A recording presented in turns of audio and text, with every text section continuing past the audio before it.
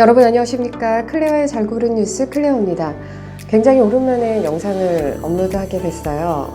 오늘 제가 여러분에게 나눌 이야기와 밀접한 이유가 있었는데 오늘의 영상 주제는 바로 우한 신종 코로나 바이러스 과연 시진핑의 최대 위협이 될 것인가 입니다.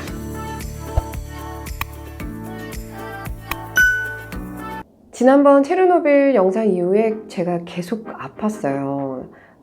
독감에 걸렸었는데 독감 이후로도 계속 그 여파로 아프고 식구들도 다 독감에 걸리고, 그래서 이렇게 눈에 보이지 않는 바이러스에 대한 관심이 예전보다 더 높아졌는데 마침 지금 우한에서 발병한 신종 코로나 바이러스 때문에 난리잖아요. 그래서 제가 왜 중국에서만 이런 변종 바이러스가 나는지, 그리고 모택동 이후에 최대 장기 집권을 꿈꾸고 있는 야욕덩어리 대통령 중국의 국가주석인 시진핑에게 과연 이것은 최대 위협이 될 것인가에 대한 심층 취재를 하고 돌아왔습니다.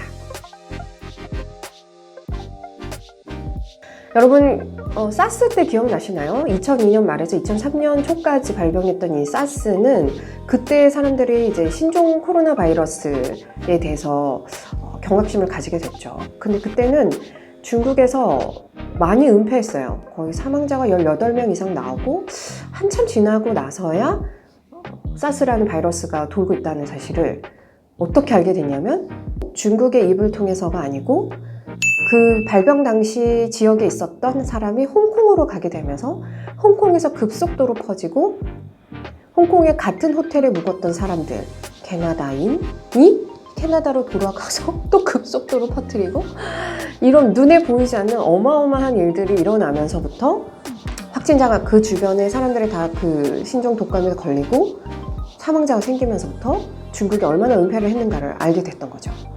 그래서 제가 CNN과 뉴욕타임즈 그리고 폭스.com이라고 제가 종종 인용을 했던 심층 취재를 전문으로 하는, 약간 지금 트럼프에 반하는 반정부의 색깔을 띠고 있는 미국의 대체 언론의 그 다큐멘터리를 참고를 해서 오늘 영상에서 설명을 드리려고 합니다.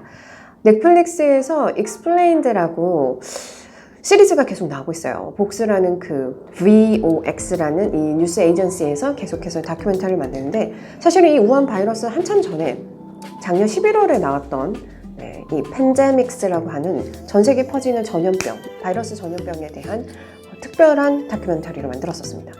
그때도 빌 게이츠가 우리는 바이러스 질병에 대한 투자를 필요한 만큼 하지 않았기 때문에 언젠가는 그 대가를 호되게 치를 거라는 경고를 했었어요.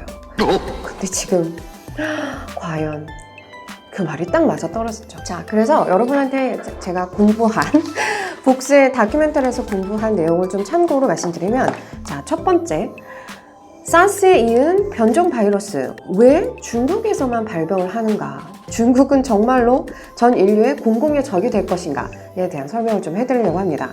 자, 보세요 여러분. 인류가 시작된 이래 우리는 동물과 같이 살았죠. 야생동물들. 야생동물도 동물들끼리 살고 인류는 인류끼리, 사람은 사람들끼리 잘 살고 있었는데, 동물들 안에만 기생하는 숙주로 삼는 바이러스들이 분명히 있었을 거예요. 그래서 그 과학자들이 얘기하기를 한 160만 개 정도가 있는데, 그 160만 개 중에, 자 보세요, 여기 보시나요? 여기에 동물들 몸에만 기생하는 바이러스 동그라미, 이 바이러스 종류입니다. 그리고 여기에 사람들 몸에만 기생하는 바이러스의 모습을, 특징을 세모라고 하겠습니다. 자, 그래서 그림이 너무 엇갈리하지만, 자, 이거 보세요. 이 여기는 동물만, 그리고 여기는 사람만. 이게 무슨 말이냐면 동물 몸에 기생하는 이 바이러스는 사람 몸에 들어가서는 아무런 힘을 못 쓴다는 거예요. 왜냐면 유전자 자체가 달라서. 그런데 자 보세요. 요게 예를 들면 조류 바이러스예요. 한 100년 넘게 조류 독감으로 알려졌던, 그리고 이거는 계절성 인플루엔자 독감, 저도 걸렸던 그 인플루엔자 독감이고, 얘는 돼지입니다. 돼지. 돼지예요, 돼지. 콧구멍. 자, 사람과 동물이 이 바이러스를 마주칠 일이 없는데 어떻게 알게 되냐면 이 돼지 몸 안에서 이 바이러스가 같이 침투를 하는 거예요. 같이. 그래서 이 안에는 돼지 몸에 동그라미도 있고 세모도 있고 동그라미도 있고 세모도 있어요. 그래서 이 바이러스가 사람에게 접촉하게 되면 지금 보세요. 이 세모 안에 동그라미들이 들어가는 거예요. 그리고 이 안에서 면역 체계를 파괴시키고 우리 안에 면역으로 버틸 수 있는 것들 다 피해서 이 안에서 또 변종을 만든다는 겁니다. 변종 바이러스. 자, 그러면 여러분, 이 돼지는 사람과 굉장히 친근한 동물이잖아요.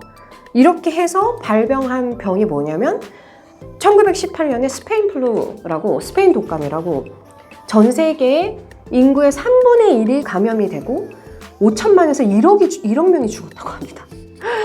1918년에. 그래서 이 일이 이때부터 사람들이 변종 바이러스에 대한 경각심을 가지게 됐어요. 그래서 그 뒤로 과학이 발달해서 백신이 많이 개발이 됐죠. 그런데 여러분, 사스가 어떻게 생겼냐면 인간이 원래는 야생동물끼리 살고 인간끼리 잘 살면은 이게 마주칠 일이 없는데 중국 남쪽에 있는 야생동물 판매 시장에서 사양고양이에서 옮겼다는 얘기예요. 박쥐에서 발원을 해가지고 사양고양이를 먹고 잡고 그 피로 옮겨 다녔던 그 중국 사람들 사이에서 이게 퍼졌다. 이렇게 사스는 그렇게 판매가 됐거든요. 자, 이번에도 우한 바이러스의 온상이 바로 이 야생동물, 박쥐 사시미 이런 거죠. 여러분 이해가 되시나요? 아니 도대체 왜 야생동물을 먹는 거야? 그걸 먹어서 뭐 할 거야? 라고 물어보시는 분들이 있는데 알려진 바로는 이게 일종의 또 부의 상징이라고 해요. 잡기 힘들고 먹기 힘든 음식을 먹는 게 중국인들 사이에서는 자기 부를 과시하는 그런 행동의 일종이라고 하는데 아무튼 그래서 야생동물과 접촉할 일이 없고 야생동물의 피를 볼 일이 없는 사람한테 그 재래시장, 야생동물을 그 자리에서 바로 잡아가지고 피와 물이랑 고기가 막 섞이면서 사람들에게 접촉하게 했던 그 시장에서 바로 이 우한 바이러스가 발원이 된 거죠. 왜 먹는 거야 도대체? 자, 그래서 여러분 이게 다가 아니죠. 일단 발병을 했어요. 중국이라는 나라에서 발병을 했으면 이거를 잡아야 되는데 우리의 시진핑 중국의 국가주석께서는 어떻게 하고 계시는 걸까요?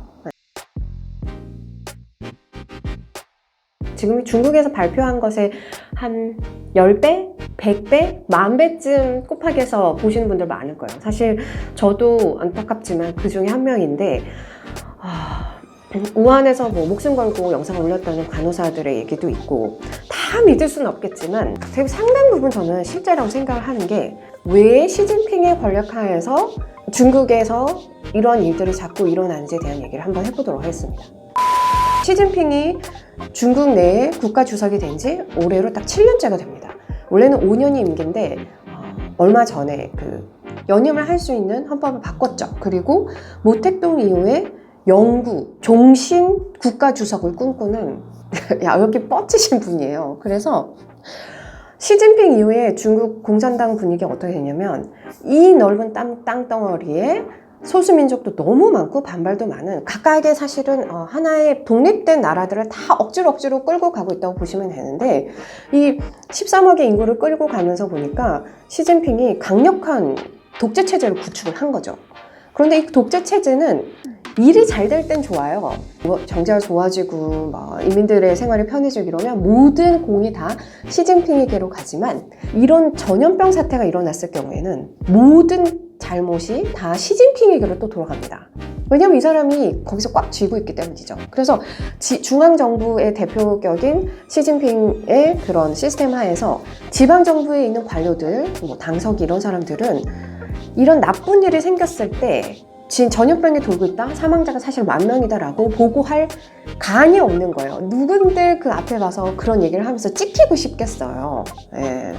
파룬궁 탄압이라든지 지금 시진핑 이후에 엄청나게 강하게 옥죄는 부분들이 있어서 안 그래도 덜덜덜 떨고 있는데 그래서 이 시진핑 체제 하에 중국 공산당 정치 체제가 이렇게 쪼그라들었다고 해야 될까요?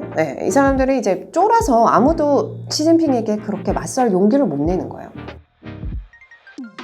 뉴욕타임즈에서 얘기한 바에 따르면 이런 전염병 전문가가 나와서 얘기를 했는데 그 사스 이후에 중국 정부가 보여주고 있는 사스를 겪은 중국 정부가 조금이라도 나은 모습을 보였느냐에 대한 질문에 어느 일정 부분은 그렇다. 도시 봉쇄라든지 그리고 사스 때보다는 정보를 빨리빨리 공유를 하고 중국 의료진들이 지방 당서기의 결제나 이런 거 필요 없이 WHO에 바로바로 보고를 하고 상황을 보고하고 이런 것들은 나아졌지만 사실은 초기에 발병 초기 때 잡지 않은 거를 그분이 되게 딱 떨어지는 말을 했는데 뭐라고 했냐면 상황이 이쯤 되면 그때 잡나 지금 막 난리를 치나 사실 별로 달라지는 게 없다. 이게 무슨 말이냐면 지금 이렇게 막 창궐하고 있는 상황이면은 초기에 잡지 못한 그 나머지의 대가들을 나중에 훨씬 더 크게 하고 있기 때문에 지금 이미 사람들이 막 병에 걸려가지고 막 죽어나고 몇만 명이 걸리고 이런 상황에서는 아무리 애를 쓰고 난리를 친다고 하는데 그 별 효과가 없다는 거예요. 여러분 이거 너무 당연한 말이죠. 너무너무 당연한 말이죠. 그런데 중국의 그 공산당 체제들이 이런 특징을 보인다는 겁니다. 사실은 뭐 어느 나라나 소 잃고 외양간 고친다고 그런 식의 관료주의는 다 있는 거라고 저는 생각을 하는데 이게 전 세계에 공개로 전파가 되는 이런 치명적인 파급성을 보면은 이런 단계적인 구조적인 문제들을 언급할 때 참 속이 터지죠. 사람 다 죽고 나서 이런 얘기하면 뭐하냐고. 사람 다 죽고 나서 도시 봉쇄하면 뭐하냐고. 그리고 사스 이후에 야생동물 판매 시장을 단속을 했대요.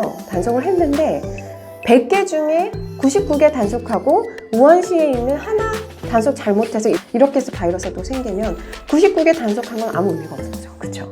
그러니까 여기서 저는 중국 정부가 얼마나 은폐를 하고 있는가에 대한 의심이 들면서 체르노빌 병행으로 여러분 제가 지난 영상에 체르노빌 얘기를 하면서 체르노빌 사태 때문에 그걸 은폐하고 책임 회피하고 거기에 대한 일들을 이제 덮으려고 했기 때문에 사실은 소비에트 유니언 망했다.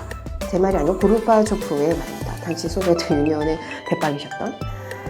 근데 시진핑의 이 독재 체제에 불만을 갖고 있던 사람들이 이번 우한 바이러스의 재난을 그냥 넘어가지 않을 것 같아요.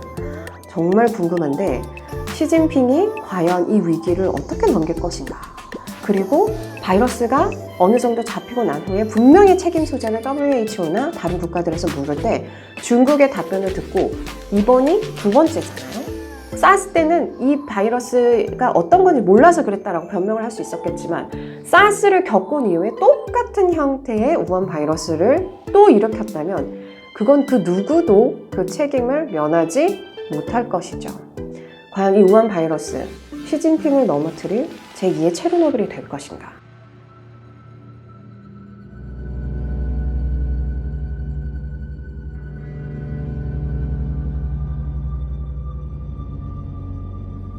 우리는 바보가 아닙니다.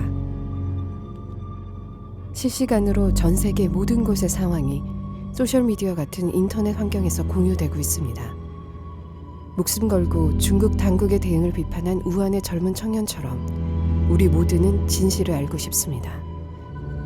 사회주의이든 공산주의이든 자본주의이든 진실을 은폐하고 책임을 회피하고 권력과 정치욕만 추구하는 그 누구든 거짓의 대가를 반드시 치르게 될 것입니다.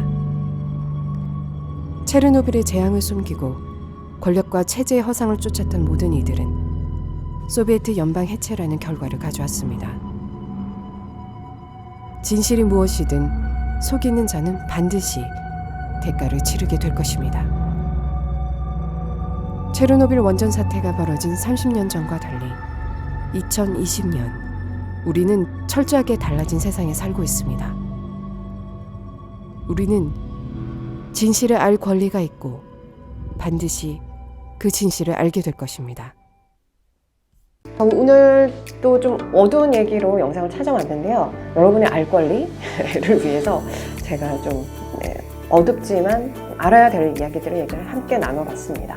어찌됐든 지금 우리나라에도 확진자가 4명이나 나왔고 전 세계로 퍼지고 있는데 이번 사태도 잘 넘어갔으면 좋겠습니다. 그리고 중국 제발 좀 정신 차렸으면 좋겠네요. 여러분의 글로벌한 지적 영양제 클레어 장군, 다음에도 더 좋은 영상으로 돌아오겠습니다. 구독과 좋아요, 응원 댓글 부탁드릴게요. Stay tuned. Bye.